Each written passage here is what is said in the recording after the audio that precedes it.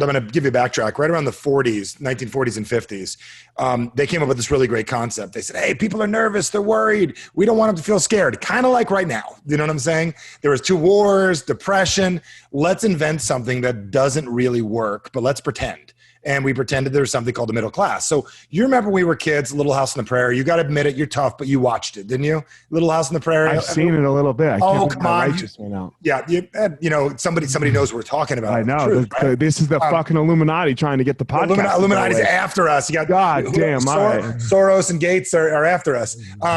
So we shouldn't even say their names in the podcast. But so what happened was back in the old days, you're either rich or poor, right? And then they invented this idea. Let's come up with a way that people can feel safe. And they overrode biology. It's kind of like if you want to build muscle, you need adversity, things to be hard, tough, fire, as you would say, to become the person you need to be. The problem was for about 40 or 50 years, there was still naturally adversity in the world. Like you still had to, remember when we were kids, we'd wait, 7 to 10 days to get your pictures back from the film place, right? You'd like go for a product. Your mom would leave you at the store and say, hey, go get a, what was that called? like a voucher for getting it later. And you were patient. Okay, we're going to remember what that word was later. You know what I'm talking about. Mm-hmm. It's that coupon you waited for. Or even like your show, like you waited all year to watch Wizard of Oz. Now life got easy. So right around 95, technology got so good between 95 and about 2005 where things became instant.